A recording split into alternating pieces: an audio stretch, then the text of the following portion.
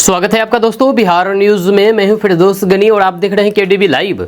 दोस्तों आज हो चुका है 15 अक्टूबर 2025। तो आज की पूरे बिहार की टॉप न्यूज लेकर आए हैं आपके लिए। वीडियो शुरू करने से पहले आपसे एक रिक्वेस्ट है कि अगर आप पहली बार इस चैनल पर आए हैं तो चैनल को सब्सक्राइब करके बेल आइकन को प्रेस कर दीजिए और साथ ही साथ वीडियो को लाइक कर दीजिए, अपने दोस्तों के साथ शेयर भी कीजिए। तो चलिए चलते हैं आज की खबरों की ओर। दोस्तों आज बिहार न्यूज की शुरुआत सबसे पहले करेंगे कि बिहार में चमत्कार हुआ है, क्योंकि एक महिला ने एक साथ 4 बच्चों को जन्म दिया है। जी हाँ, उस महिला का नाम है रंजू देवी, जो कि पहली बार उनका प्रसव हुआ और एक साथ 4 बच्चे ने जन्म दिया है। उनमें से 3 बेटियां और 1 बेटे हैं। जब बिहार के मोतिहारी में एक महिला ने एक साथ 4 बच्चे को जन्म देकर के सभी को हैरान कर दिया है। बड़ी बात यह है कि जच्चा बच्चा सभी स्वस्थ है। ये अजीबोगरीब खबर मोतिहारी के वात्सल्य nursing home and IVF centre से है, जहां पर विष्णुपुर डेखा निवासी रंजू देवी पति पप्पू कुमार चौधरी के घर कल सुबह खुशियों की चौगुनी गूंज सुनाई दी, जब उन्होंने एक साथ 4 बच्चे, 1 बेटा 3 बेटियों को जन्म दिया। डॉक्टरों ने बताया है कि ऑपरेशन पूरी तरीके से सफल रहा और जच्चा बच्चा सभी स्वस्थ हैं। वहीं पर परिजनों के अनुसार रंजू देवी की शादी लगभग 5 साल पहले हुई थी और ये उनका पहला प्रसव है। 4 बच्चों का एक साथ जन्म लेना परिवार के लिए किसी चमत्कार से कम नहीं है। आपका इस खबर पर क्या कहना है, नीचे कमेंट बॉक्स में कमेंट करके जरूर बताइएगा। दोस्तों अब राजनीति पर बात करते हैं कि बिहार की राजनीति में एनडीए के बीच सीट शेयरिंग की जो भी कहानी सामने आई है, वह जनता दल यूनाइटेड यानी कि जेडीयू में विस्फोटक रुख अख्तियार कर चुकी है। सीएम हाउस के दरवाजे पर माथे पटके जा रहे हैं, जब पार्टी के गद्दारों के नाम नारे बुलंद किए जा रहे हैं। अलग अलग जगह से लोग यहां पर सीएम हाउस आ रहे हैं। उनमें से बेलहर विधानसभा से एक उम्मीदवार आए और ये समता दल से के समय से ही नीतीश कुमार के साथ है। सीएम हाउस के पास शोर कर रहे थे और कह रहे थे कि ये पार्टी कुर्मी कुशवाहा की थी, लेकिन संजय झा, ललन सिंह और फिर विजय चौधरी ने हाईजैक कर लिया है और टिकट बेच रहे हैं। वहीं पर गोपालपुर विधानसभा के सिटिंग विधायक गोपाल मंडल भी सीएम हाउस नीतीश कुमार का नाम बुलंद करते नजर आए। वहीं पर उन्होंने भी जेडीयू के तमाम कद्दावर नेताओं पर उंगली उठा दी। वहीं पर दिनारा विधानसभा पूर्व मंत्री जय कुमार सिंह ने जदयू के कई लोगों पर टिकट बेचने का आरोप लगाते हुए कल ही जदयू की सदस्यता से इस्तीफा दे दिया। ये वही सीट है जिसे रालमो के हिस्से में देकर के उपेंद्र कुशवाहा को खुश करने का आरोप लगाया। और भी बहुत सारे कई लोग आए और फिर सीधे नीतीश कुमार के इर्द गिर्द घूमने वाले कद्दावर नेताओं पर गंभीर आरोप लगाए। दोस्तों बिहार विधानसभा चुनाव की गहमागहमी के बीच अब तक महागठबंधन में सीटों का बंटवारा नहीं हो सका है, लेकिन इससे पहले कुछ उम्मीदवारों को लालू प्रसाद यादव टिकट दे चुके हैं और फिर कुछ उम्मीदवारों की चर्चा तेज हो गई है। उन्हीं में से एक राजद की महिला नेता सीमा कुशवाहा भी शामिल है। सीमा कुशवाहा को लेकर के चर्चा है कि तेजस्वी यादव उन्हें इस बार विधानसभा चुनाव लड़ने के लिए टिकट दे सकते हैं। दरअसल सोमवार को टिकट मिलने के सवाल पर सीमा कुशवाहा ने बड़ा बयान दिया है। सीमा कुशवाहा ने पार्टी से टिकट मिलने की उम्मीद जताई थी। इसके साथ ही उन्होंने महागठबंधन की सीट को लेकर के दावा किया था कि इस बार हमारी सरकार बनकर के रहेगी और तेजस्वी यादव मुख्यमंत्री बनेंगे। साथ ही साथ मुकेश सहनी के सवाल पर कहा कि इसी गठबंधन में सब कोई रहेंगे, सब ठीक हो जाएगा। आपको बता दूं कि सीमा कुशवाहा बिहार की राजनीति में अक्सर एक्शन मोड में रहती है, सियासत से जुड़े मुद्दे पर खुल करके अपनी बात रखती है। इसके साथ ही रोहतास में वे लोगों के बीच भी लगातार दिख रही है। जब लोकसभा चुनाव 2024 के दौरान भी तेजस्वी यादव के साथ उन्होंने महागठबंधन के प्रत्याशियों के लिए जमकर के चुनाव प्रचार किया था। कई बार सीमा कुशवाहा तेजस्वी के साथ मंच साझा करते हुए दिखे थे। सोशल मीडिया पर सीमा कुशवाहा का काफी ज्यादा फैन फॉलोइंग है। काफी लोग इन्हें जानते हैं। क्या आप सीमा कुशवाहा को जानते हैं? अगर हाँ तो नीचे कमेंट बॉक्स में कमेंट करके जरूर बताइए। नहीं जानते हैं तो भी बताइए कि नहीं जानते हैं। दोस्तों बिहार विधानसभा चुनाव के लिए बीजेपी की पहली लिस्ट सामने आ चुकी है। इसमें 71 उम्मीदवारों के नामों की घोषणा की गई है।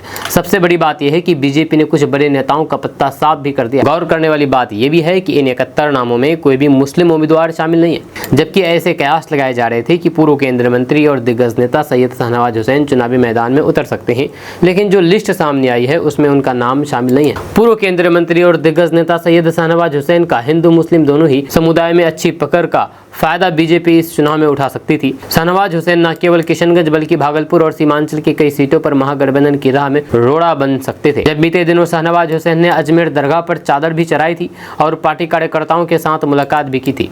वहीं पर आपको बता दें कि पार्टी बिहार में 101 सीटों पर चुनाव लड़ रही है। जिस सूची में यानी कि लिस्ट में 9 महिलाओं के नाम भी शामिल। बीजेपी प्रदेश अध्यक्ष डॉक्टर दिलीप कुमार जायसवाल ने पहले ही संकेत दे दिए थे कि पार्टी इस बार महिला प्रतिनिधित्व बढ़ाने पर जोर देगी। पहली लिस्ट में पार्टी ने तारा तारापुर से सम्राट चौधरी, लखीसराय से विजय सिन्हा, सीवान से मंगल पांडे और दानापुर से रामकृपाल यादव को उम्मीदवार बनाया है। जब विधानसभा अध्यक्ष नंद किशोर यादव का टिकट इस बार काट दिया गया है।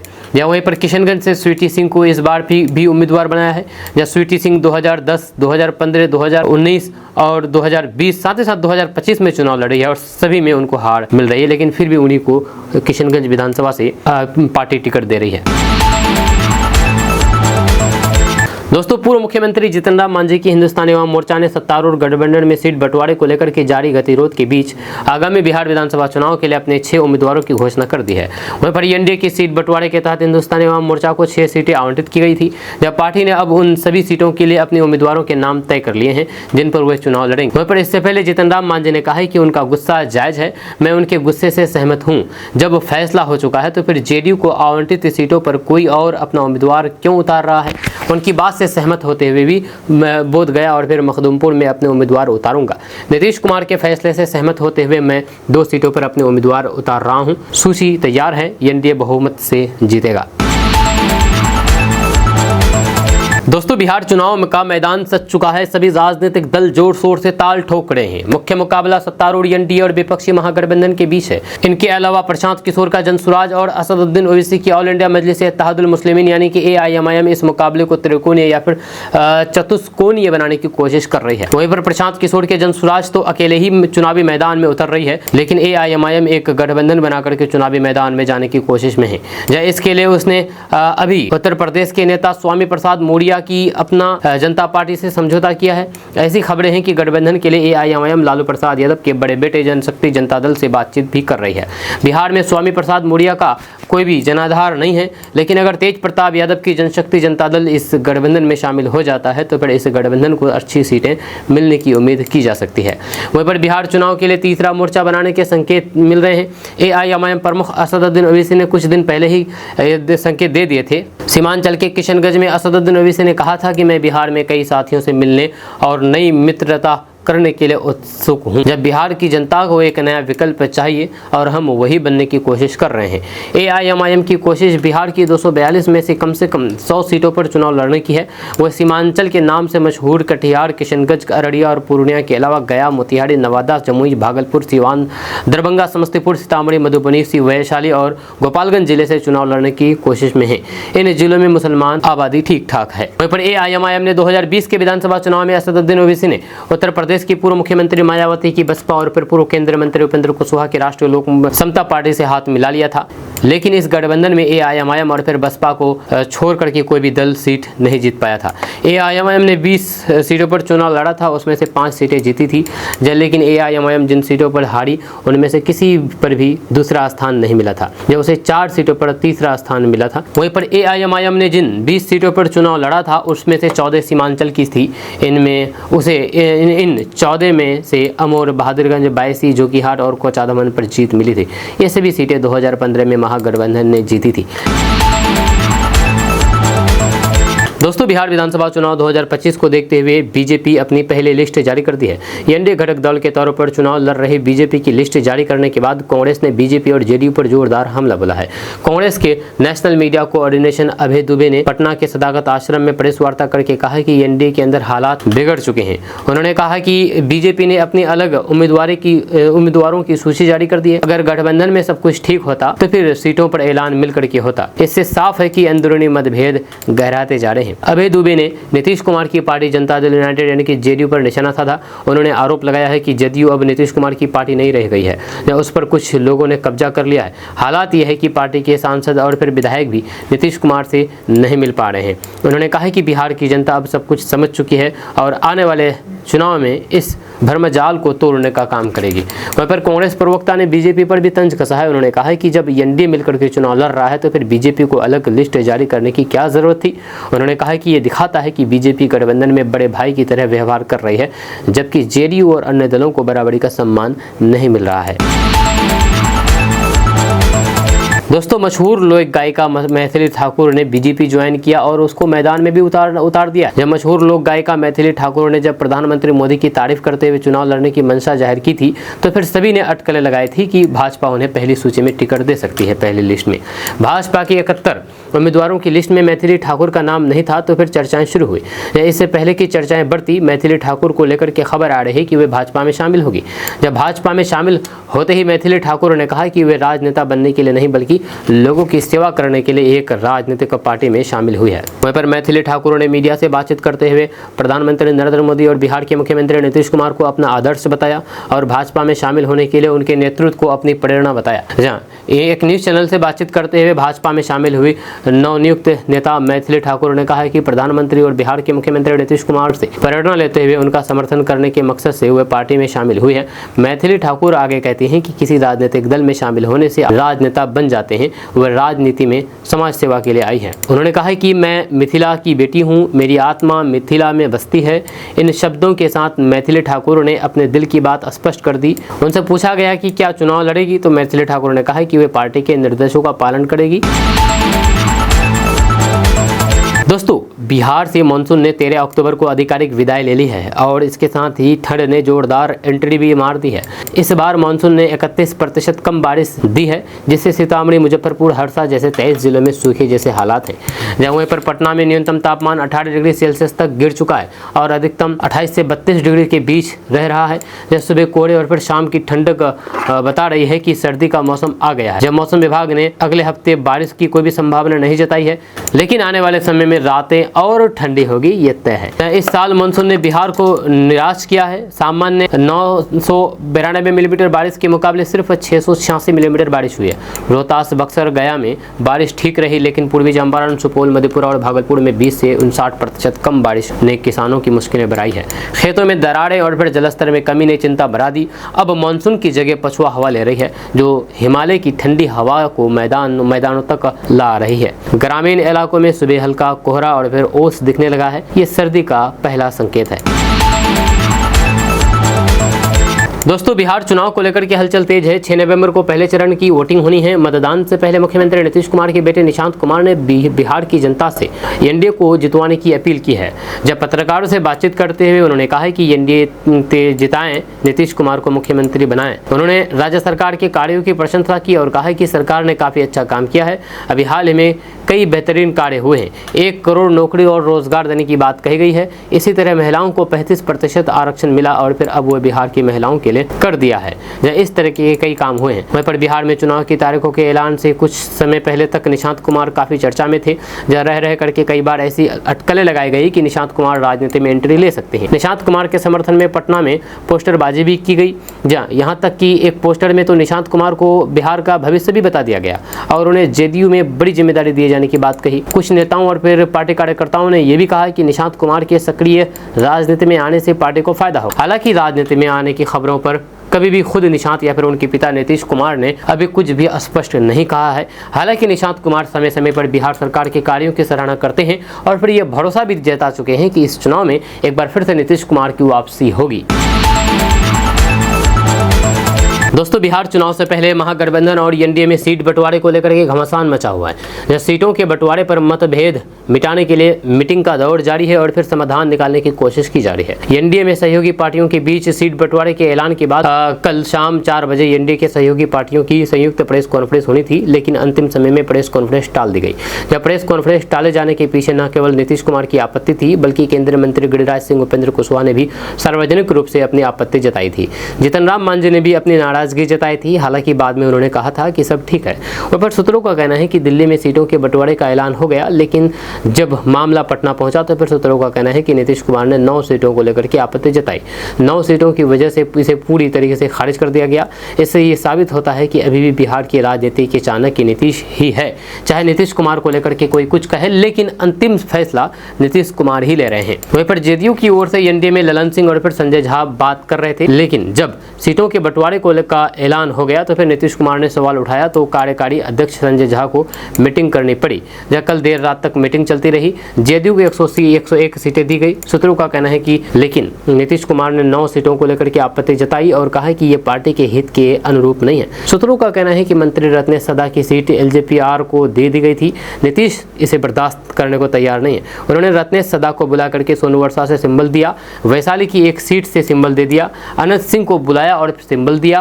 वहाँ पर उन्होंने इससे साफ संकेत दिया है कि बिहार की राजनीति में एनडीए में वही होगा जो नीतीश कुमार चाहेंगे। सूत्रों का कहना है कि उसी तरह से चकाई एलजेपी लेना चाहती थी, वहां से सुमित सिंह नरदले जीते और फिर नीतीश सरकार को सपोर्ट किया था।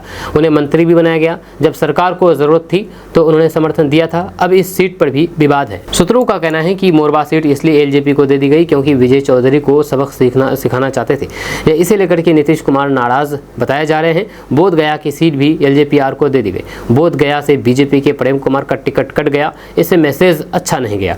इस तरह से कई ऐसे सीटें हैं जिस पर नीतीश कुमार काफ़ी ज़्यादा नाराजगी जता रहे हैं और इसको लेकर के मामला फंस गया है एनडीए में।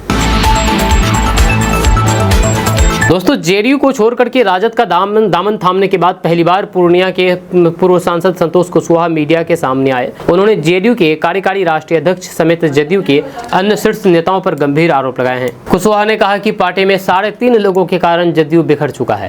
जेडीयू के सांसद और विधायक लगातार पार्टी छोड़ रहे हैं। पूर्व सांसद ने कहा कि पार्टी में एक्टिव एक गिरोह सीएम नीतीश कुमार को अंधेरे में रखकर के राजनीति फैला रहे हैं।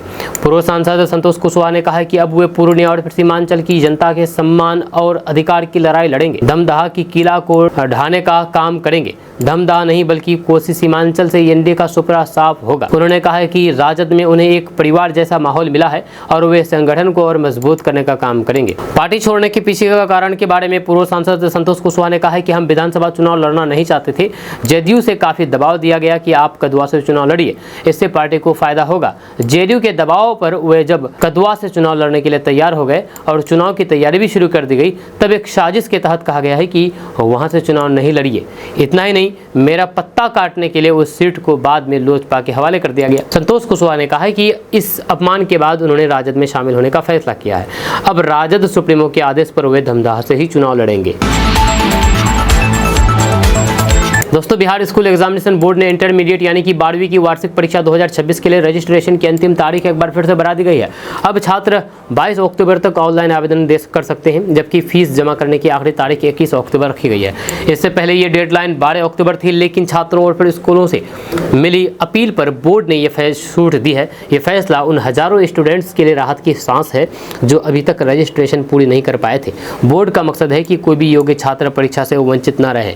रजिस्ट्रेशन के लिए कुछ खास शर्तें भी है। बीएसईबी के नियमों के मुताबिक सिर्फ वही छात्र आवेदन कर पाएंगे जिनका डमी रजिस्ट्रेशन कार्ड पोर्टल पर अपलोड हो चुका है। वहीं पर जिस छात्र उनके माता पिता और फिर स्कूल प्रिंसिपल के साइन हो, या अगर ये कार्ड अपलोड नहीं हुआ है तो फिर परीक्षा में बैठने की अनुमति नहीं मिलेगी। वहीं पर फॉर्म डाउनलोड और फिर सबमिट करने की पूरी जिम्मेदारी स्कूल हेड की है, इसलिए प्रिंसिपल को जल्दी कार्रवाई करनी होगी। दोस्तों, दीपावली के बाद हर बिहारियों को छठ पूजा का इंतजार रहता है। जब इस त्यौहार में हर से लेकर के घाटों तक खास रौनक देखने को मिलती है। वहीं पर आपको बता दूं कि छठ पूजा इस साल कब है और इसका सही समय क्या है। तो छठ पूजा के दौरान छठ पूजा अर्चना की जाती है। वहीं पर सूर्य भगवान सूर्य की इस व्रत को निर्जला व्रत कहा जाता है। धार्मिक मान्यता के अनुसार छठ की उपासना और फिर व्रत करने से संतान की दीर्घायु और भी बहुत सारी चीज़ें होती है, जो कि शांति सुख भी दी होती है, ये कहा जाता है। आपको बता दूं कि इस साल छठ पूजा का माहौल पहला दिन यानी कि नहाए खाएं 25 अक्टूबर को मनाया जाएगा। वहीं खरना 26 अक्टूबर, उसके बाद 27 अक्टूबर को सूर्यास्त शाम 5:40 पर और 28 अक्टूबर को सूर्योदय सुबह 6:30 पर होगा।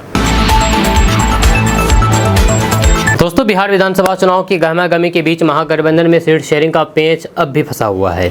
नामांकन प्रक्रिया शुरू होने के बावजूद भी आरजेडी और कांग्रेस के बीच गठबंधन की तस्वीर साफ नहीं हो पाई है।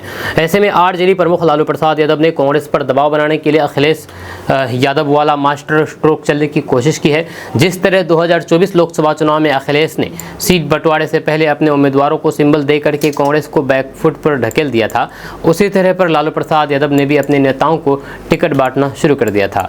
लेकिन लालू का ये दाव तेजस्वी यादव के पटना पहुंचते ही आधी रात को पलट गया, जिससे यह स्पष्ट हो गया है कि इस बार कांग्रेस झुकने के मोड में नहीं है। जब दिल्ली से पटना लौटते ही लालू प्रसाद यादव ने महागठबंधन में सीट बंटवारे का इंतजार किए बिना सोमवार देर शाम अपने उम्मीदवारों को पार्टी का सिंबल यानी कि टिकट देना शुरू कर दिया। लालू यादव ने मनेर से विधायक भाई वीरेंद्र, मसूरी से रेखा पासवान, मटिहानी से भोगो सिंह समेत करीब आधा दर्जन सीटों पर उम्मीदवारों को आरजेडी का सिंबल सौंप दिया। लालू यादव का ये कदम स्पष्ट रूप से कांग्रेस पर सियासी दबाव बनाने की रणनीति थी। इसका मकसद यह था कि कांग्रेस पर जल्दी से जल्दी आरजेडी के फॉर्मूले पर मुहर लगाने का दबाव पड़े, ताकि आरजेडी अपने हिसाब से चुनावी तैयारी शुरू कर सके। सीट शेयरिंग में हो रही देरी से लालू प्रसाद यादव नाराज बताए जा रहे थे, जिसकी वजह से उन्होंने अखिलेश यादव के नक्शे कदम पर चलते हुए ये दाव चला। वहीं पर लालू प्रसाद यादव के सिंबल बांटने की बात कांग्रेस को बिल्कुल भी रास नहीं आई। कांग्रेस, जिसने सीट शेयरिंग पर आधिकारिक घोषणा हुए बगैर अब तक अपने उम्मीदवारों की लिस्ट भी जारी नहीं की थी, उसने आरजेडी के इस एक तरफा कदम पर नाराजगी जताई। यही वजह रही है कि दिल्ली में कांग्रेस नेताओं से मुलाकात के बाद तेजस्वी यादव जैसे ही पटना पहुंचे तो सियासी गेम तुरंत बदल गया। आधी रात के वक्त उन आरजेडी उम्मीदवारों को वापस राबड़ी आवास पर बुलाया गया जिन्हें सिंबल दिया गया था। आरजेडी के सभी उम्मीदवार बारी बारी से राबड़ी आवास पहुंचे और फिर उन्होंने फॉर्म बी यानी कि पार्टी सिंबल वाला फॉर्म वापस कर दिया। सवाल यह है कि जो अखिलेश यादव यूपी में सफल रहा था, वह बिहार में लालू यादव पर क्यों कामयाब नहीं हो पाया? दरअसल 2024 हो पाया, ये एक सवाल है। दोस्तों, बिहार विधानसभा चुनाव में सीट शेयरिंग को लेकर के नाराज मुख्यमंत्री नीतीश कुमार ने जदयू की आपात बैठक बुलाई। नीतीश कुमार की नाराजगी के बाद पटना से लेकर के दिल्ली तक भाजपा के नेता सक्रिय हो गए। प्रधानमंत्री नरेंद्र मोदी खुद इस मसले को गंभीरता से लेते हुए नीतीश कुमार से बात की है। दोनों नेताओं के बीच सकारात्मक बातचीत होने की बात की सूचना है। इस संबंध में जेडीयू के कार्यकारी अध्यक्ष संजय झा ने कहा है कि नीतीश कुमार खुश है, कोई नाराजगी की बात नहीं है। सीट शेयरिंग पर हमारी बातचीत फाइनल है, बस घोषणा होना बाकी है। हालांकि भाजपा के बिहार प्रभारी धर्मेंद्र प्रधान प्रदेश स्तर के तमाम नेताओं के साथ ताजा हालात पर लगातार बैठक कर रहे हैं। कहा जा रहा है कि अमित शाह शाम तक पटना आ सकते हैं। वहीं मुख्यमंत्री आवास पर यह बैठक दोपहर 12 बजे के आसपास होने की बात सामने आ रही है। जहां इस बैठक में जेडीयू के तमाम रणनीतिकार मौजूद रहेंगे। जब बैठक में मुख्य रूप से उन 9 सीटों पर पार्टी अंतिम फैसला लेगी जो सीटें सहयोगी दलों को फॉर्मूले के तहत दी जाने की बात कही जा रही है। जेडीयू की ये बैठक नीतीश कुमार के प्रधानमंत्री से बात होने के बाद हो रही है। वहीं पर ऐसे में कहा जा रहा है कि पीएम मोदी से बातचीत के बाद सीट शेयरिंग का फॉर्मूला एक बार फिर से सामने आ सकता है। नीतीश कुमार अपनी सिटिंग सीट वापस छोड़ने के मूड में नहीं है, जबकि भाजपा हर हाल में सभी घटक सीटों को साथ रखने की कोशिश में लगी हुई है। वहीं पर एनडीए के अंदर सीट शेयरिंग को लेकर के उभरे मतभेद के 2 प्रमुख कारण बताए जा रहे हैं। दिल्ली में तय हुए फॉर्मूले के तहत जेडीयू की ऐसी 9 सीटें घटक दलों को दे दी गई है, जिस पर जेडीयू लगातार जीतती रही है। नीतीश कुमार उन सीटों पर कोई समझौता नहीं करना चाहते हैं। दूसरी वजह भाजपा और जेडीयू के बीच सीटों का अंतर है। जेडीयू हर हाल में भाजपा से अधिक सीटों पर लड़ना चाहती है। नीतीश कुमार ने इन 2 मसलों पर किसी प्रकार के समझौते की मोड में नहीं है। कहा जा रहा है कि नए फॉर्मूले के तहत जेडीयू को न केवल उसकी सीट वापस मिल सकती है, बल्कि भाजपा से 1 सीट अधिक पर पार्टी चुनाव लड़ सकती है। दोस्तों, बिहार में सियासी बवाल मचा हुआ है। एनडीए में टूट की खबरें और घमासान की खबरें सुर्खियों में हैं। जहां कब सत्ता पलट जाए इसका डर सताने लगा है सबको। जहां एक और महागठबंधन में अब तक सीट शेयरिंग को लेकर के बात नहीं बन पा रही है, तो वहीं पर दूसरी ओर सीट बंटवारा होने के बाद एनडीए में खलबली मच गई है। इस बीच जानकारी सामने आई है कि एनडीए में फिर से सीट बंटवारा होगा। तमाम सियासी हलचलों के बीच एनडीए के सभी घटक दल के बाद एक ट्वीट करके एकजुट होने की बात कर रहे हैं। वहीं पर अब इस मामले में जदयू के वरिष्ठ नेता और फिर केंद्रीय मंत्री ललन सिंह ने बड़ा बयान दिया है। ललन सिंह ने कहा है कि अगर महागठबंधन के नेता चुनाव लड़ना चाहते तो फिर उन्हें जनता के समर्थन से ऐसा करना चाहिए। इसलिए हम कहते हैं कि ये गठबंधन नहीं बल्कि धोखेबाजों का गिरोह है। हमारी पार्टी में कोई भी नीतीश कुमार के सहमति के बिना आगे नहीं बढ़ता। जब सीट बंटवारे को लेकर के व्यक्तिगत सीटों के आवंटन तक सब कुछ नीतीश कुमार की जानकारी और फिर सहमति से होता है। उन्होंने आगे कहा कि इन लोगों को चुनाव में जनता का समर्थन नहीं मिल रहा है, इसलिए वे दुर्भाग्यपूर्ण प्रचार कर रहे हैं। नीतीश कुमार नाराज क्यों होंगे? एनडीए नीतीश कुमार के नेतृत्व में एकजुट है और फिर उनके नेतृत्व में चुनाव लड़ेगा। नीतीश कुमार एनडीए के सर्वमान्य नेता है और फिर हम उनके नेतृत्व में चुनाव लड़ रहे हैं। ललन सिंह ने ट्वीट करके लिखा है कि ठगों की जमात ही महागठबंधन। विपक्ष को भली भांति मालूम है कि इस चुनाव में उनकी जमीन खिसक चुकी है। अब जनता के मुद्दों पर बोलने के बजाय वह एनडीए को लेकर के झूठी कहानियां गढ़ने और फिर अफवाहों का बाजार गर्म करने में लगे हैं। जेडीयू में नीतीश कुमार जी की सहमति के बिना कोई भी एक कदम भी आगे नहीं बढ़ता है। वहाँ पर सीट शेयरिंग को लेकर के एक एक सीट के बंटवारे तक हर बात नीतीश जी की जानकारी में है और फिर उनकी सहमति से ही सब हो रहा है, जब पूरा एनडीए आज मुख्यमंत्री नीतीश कुमार जी के नेतृत्व में एकजुट, संगठित और मजबूत है। दोस्तों, विकासशील इंसान पार्टी के मुखिया मुकेश सहनी ने अब आज बड़ा दावा करते हुए कहा कि महागठबंधन में सीट बंटवारे को लेकर के कहीं कोई विवाद नहीं है, अधिकांश सीटों पर सहमति बन चुकी है। यह कहना है मुकेश सहनी का। उन्होंने कहा है कि ये सभी पार्टियों में होता है, कार्यकर्ताओं का अपना दबाव होता है, सभी पार्टियों का लक्ष्य अधिक सीट लड़ने का होता है। वीआईपी प्रमुख मुकेश सहनी ने कहा कि सभी को गठबंधन में ही रहना है, सीट बंटवारा कोई बड़ी बात नहीं है। सभी पार्टियां, चाहे वह कांग्रेस, राजद हो या फिर वीआईपी हो, सभी अपनी सीटों में कटौती करेंगे। जब गठबंधन से बाहर करके कुछ नहीं होना है, गठबंधन में रहेंगे तभी सरकार बनेगी। उन्होंने कहा कि वे महागठबंधन में मजबूती के साथ और पूरी ताकत से हैं। मैं किसी गठबंधन का विकल्प नहीं हूं, मुझे सरकार बनाना भी आता है। पूर्व मंत्री मुकेश सहनी ने कहा कि दिल्ली में सभी नेताओं से बातचीत हुई है। उन्होंने उप मुख्यमंत्री पद को लेकर के कहा कि जब हमारी सरकार बनेगी तो फिर सीएम तेजस्वी यादव और फिर उप मुख्यमंत्री मैं नहीं बनूंगा तो फिर कौन बनेगा। उन्होंने कहा कि केवल घोषणा होने से कुछ नहीं होगा, महागठबंधन सरकार के लिए जनता का आशीर्वाद चाहिए। जब जनता आशीर्वाद देगी तो फिर उप मुख्यमंत्री मैं ही बनूंगा, इसमें कोई संयम नहीं होना चाहिए। मैं उप मुख्यमंत्री बनूंगा और तेजस्वी यादव मुख्यमंत्री बनेगा। दोस्तों, मुख्यमंत्री आवास के बाहर धरने पर बैठे जदयू विधायक गोपाल मंडल को पुलिस ने उठा लिया है। भागलपुर के गोपालपुर से विधायक गोपाल मंडल ने दावा किया है कि उनका टिकट कुछ लोग कटवाना चाहते हैं, इसी कारण वे नीतीश कुमार से मिलने के लिए आए थे। हालांकि पुलिस ने उन्हें सीएम आवास के बाहर ही रोक दिया। जैसे नाराज गोपाल मंडल सुबह से ही सड़क पर गमछा बिछा करके बैठ गए थे। यहाँ तक कि केंद्रीय मंत्री ललन सिंह जब सीएम आवास में प्रवेश किए तो इस दौरान भी गोपाल मंडल वहीं पर थे, लेकिन ललन सिंह ने उनकी ओर ध्यान नहीं दिया।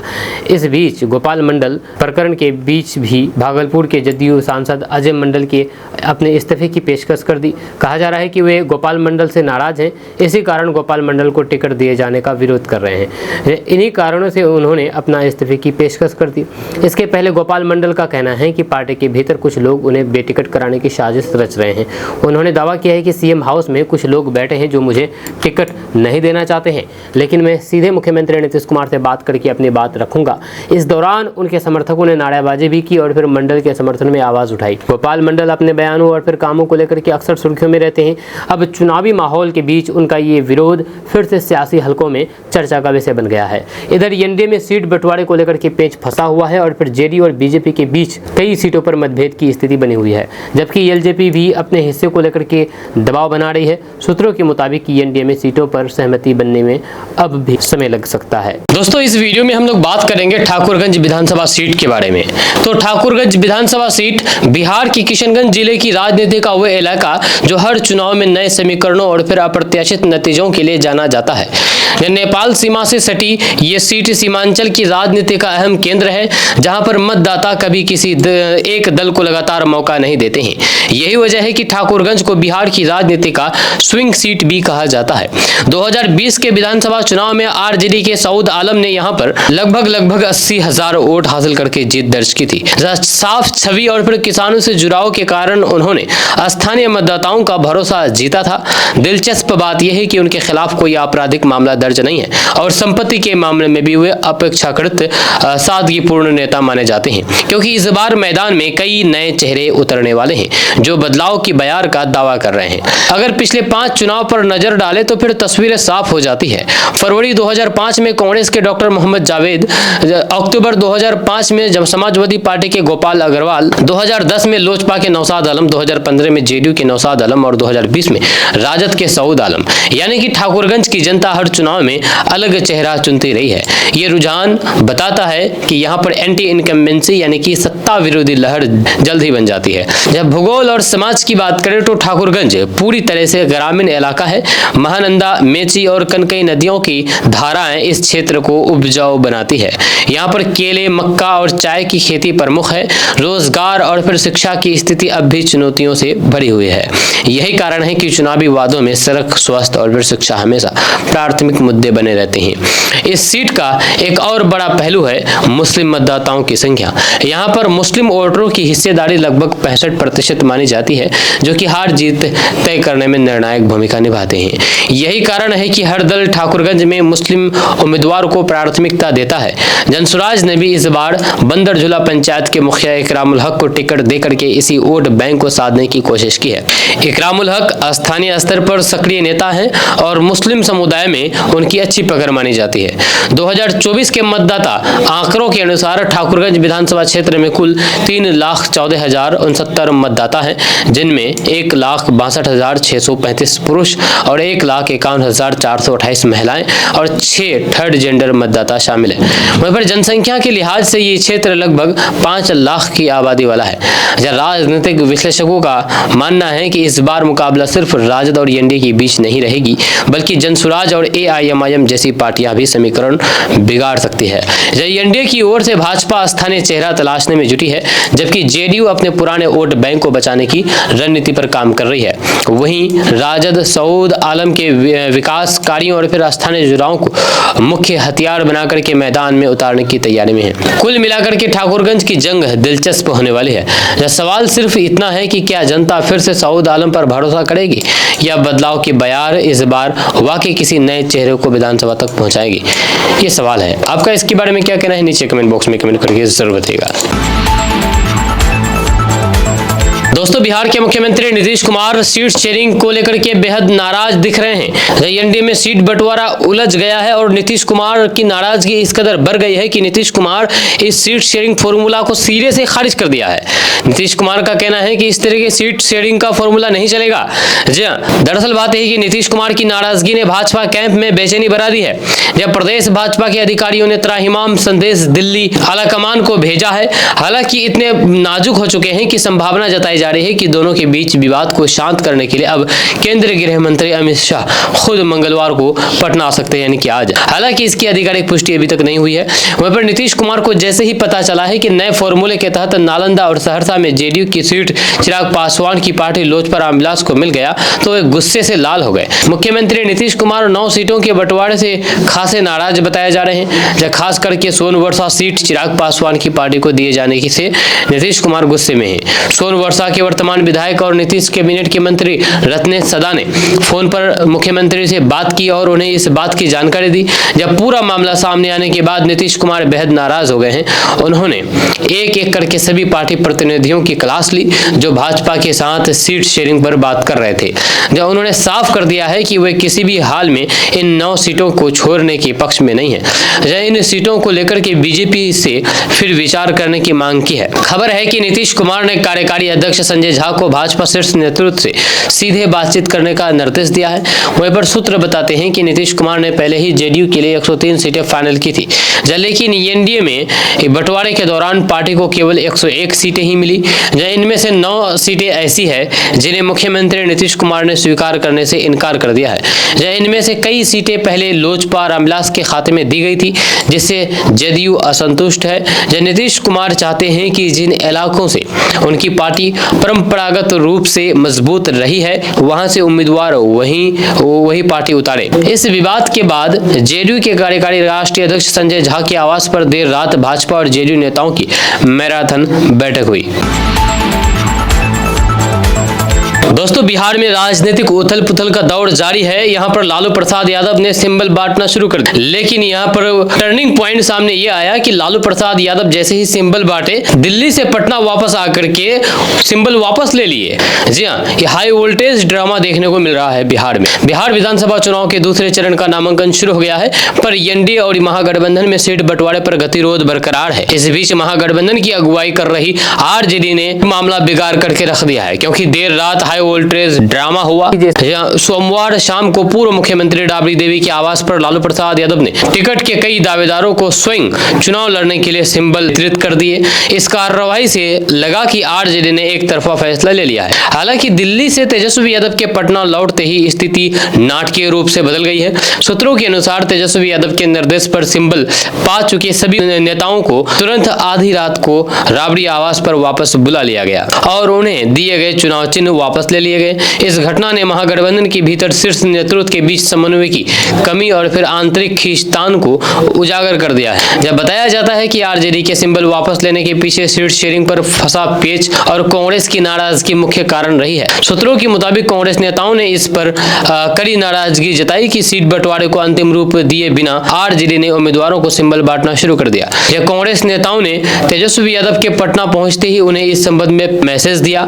सीट शेयरिंग का विवाद इतना गहरा गया है कि कांग्रेस ने अब तक अपने उम्मीदवारों के नामों का ऐलान नहीं किया है, न ही उन्हें सिंबल दिए हैं। कांग्रेस की नाराजगी के मैसेज के बाद ही तेजस्वी यादव तुरंत सक्रिय हुए और सिंबल जारी करने के फैसले को पलट दिया। वापस से सिंबल ले लिए गए। वहीं पर एक तरफ जहां पर आरजेडी और कांग्रेस के बीच सीट शेयरिंग पर तनातनी चल रही है, तो वहीं पर दूसरी तरफ सत्ताधारी एनडीए और विपक्षी महागठबंधन दोनों में ही सीटों के बंटवारे पर राड़ अभी भी जारी है। इस बीच चुनाव रणनीतिकार से राजनेता बने प्रशांत किशोर की जनसुराज पार्टी ने अपनी 2 लिस्ट जारी कर दी। 100 से अधिक उम्मीदवारों का ऐलान कर दिया गया है, जिससे चुनाव में एक नया समीकरण बनता दिख रहा है। महागठबंधन में सिंबल वापसी की घटना स्पष्ट रूप से दिखाती है कि दोनों प्रमुख दलों के बीच सीटों के तालमेल को लेकर अभी भी बड़े मतभेद मौजूद है, जिसके कारण चुनाव की तैयारी में अनिश्चितता बनी हुई है। वहीं पर बिहार चुनाव के बीच राजनीतिक गलियारों में ये चर्चा जोर पकड़ रही है कि मुख्यमंत्री नीतीश कुमार एक बार फिर से पलट मारते हुए विपक्षी महागठबंधन में शामिल हो सकते हैं। जब माना जा रहा है कि वर्तमान चुनावी माहौल में हार का डर नीतीश कुमार को सता रहा है। इसी आशंका के चलते सूत्रों के मुताबिक अंदर खाने जेडीयू और फिर आरजेडी के वरिष्ठ नेताओं के बीच बातचीत चल रही है। इन अटकलों ने एनडीए गठबंधन में हलचल मचा दी है, जबकि महागठबंधन खेमे में उम्मीदें बढ़ गई है कि नीतीश कुमार जल्द ही पाला बदल सकते हैं।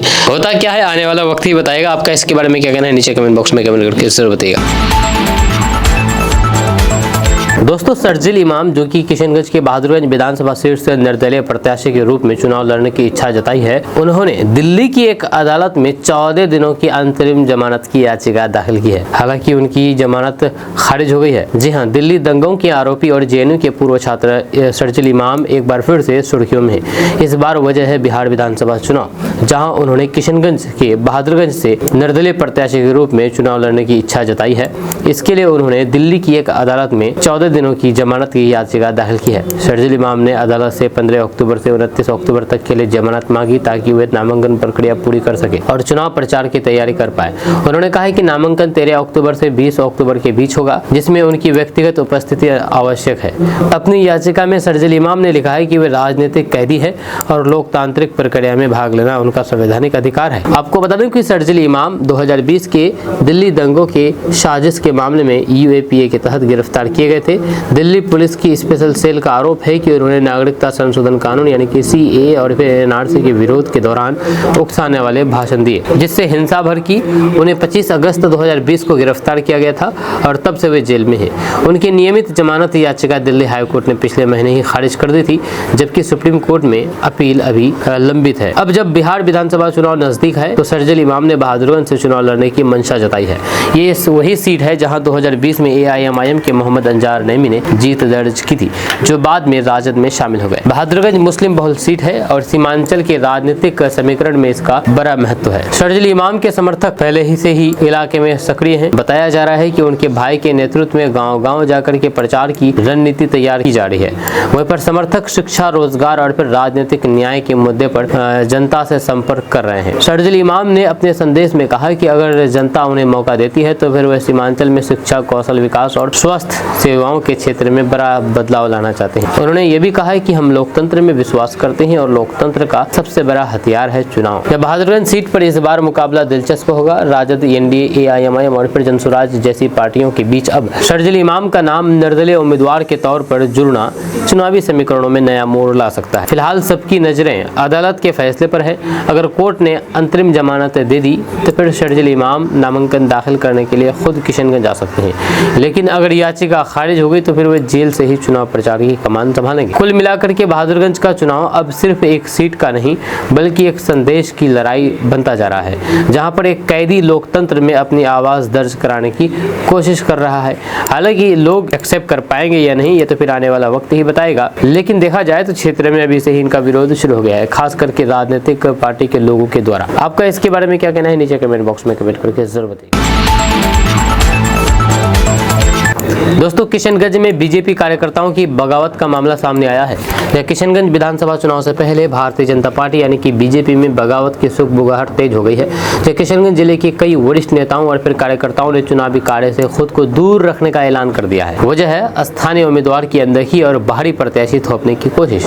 भाजपा नगर अध्यक्ष अरविंद मंडल और अनुसूचित जाति मोर्चा के जिलाध्यक्ष संजय पासवान ने पार्टी के प्रदेश अध्यक्ष डॉक्टर दिलीप कुमार जायसवाल को पत्र लिखकर के साफ चेतावनी दे दी है कि अगर स्थानीय नेताओं को टिकट नहीं दिया गया तो फिर वे किसी भी चुनावी गतिविधि में हिस्सा नहीं लेंगे। पत्र में कहा गया है कि किशनगंज के कार्यकर्ताओं ने वर्षों तक पार्टी के लिए संघर्ष किया है, लेकिन अब उन्हीं कार्यकर्ताओं की उपेक्षा की जा रही है। बाहरी प्रत्याशी को आगे करके स्थानीय नेतृत्व का अपमान किया जा रहा है। भाजपा की जिला कोर कमेटी सदस्य, मंडल अध्यक्ष, शक्ति केंद्र प्रभारी और बूथ समितियों ने सर्वसम्मति से इस निर्णय का समर्थन किया है। कार्यकर्ताओं का कहना है कि अगर पार्टी नेतृत्व ने उनकी मांग नहीं मानी तो फिर जिले के हर बूथ स्तर तक इसका असर दिखेगा। वहीं पर किशनगंज नगर इकाई की बैठक में यह फैसला सर्वसम्मति से लिया गया है कि किसी भी बाहरी उम्मीदवार के पक्ष में पार्टी कार्यकर्ता प्रचार या फिर चुनावी कार्य में भाग नहीं लेंगे।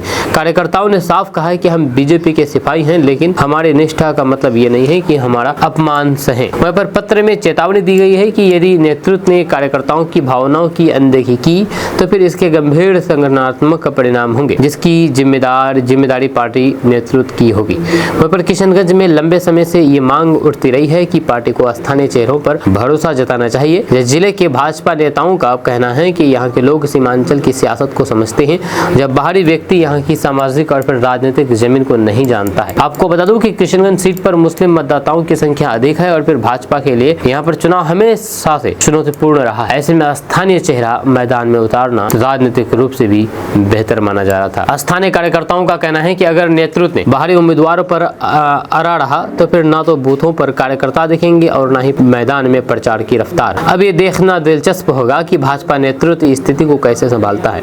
क्या स्थानीय नेताओं की नाराजगी दूर करने के लिए फैसला बदल जाएगा या फिर ऊपर से तय उम्मीदवार ही मैदान में उतरेंगे। किशनगंज की ये नाराजगी अब सीमांचल की सियासत में नई हलचल पैदा कर चुकी है। आपका इसके बारे में क्या कहना है नीचे कमेंट बॉक्स में कमेंट करके जरूर बताइएगा।